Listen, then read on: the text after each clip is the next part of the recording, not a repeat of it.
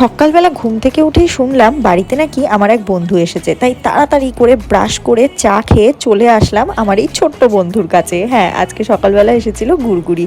আর তারপরে আমার গুড়গুড়ি বাড়ি চলে যাওয়ার পরে আমি করে নিলাম ব্রেকফাস্ট। আর আজকে ব্রেকফাস্টে ছিল ম্যাগি, আর তারপরে মাটন এনেছিল, তো মাটনটা রান্না করে স্নান টান করে পুজো দিয়ে নিলাম। আর তারপরে চলে আসলাম স্কিন কেয়ার করতে।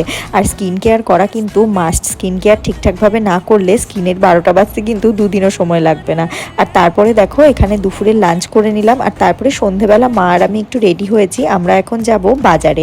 তবে হ্যাঁ, আমরা কিন্তু পুজোর বাজার করতে যাচ্ছি না, আমরা যাচ্ছি ঘরেরই কিছু জিনিস কিনতে। আসলে আমাদের প্রেশার কুকারগুলো একটু নষ্ট হয়ে গেছে, তো সেই জন্য প্রেশার কুকার কিনতে আমি আর মা যাচ্ছিলাম।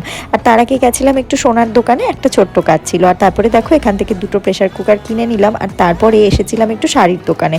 আর পুজোর সামনে একটু শাড়ি না দেখলে হয় বলো? কিছু কেনাকাটা করিনি, একটু শাড়ি জাস্ট দেখলাম। তো কেমন লাগলো জানিও। টাটা।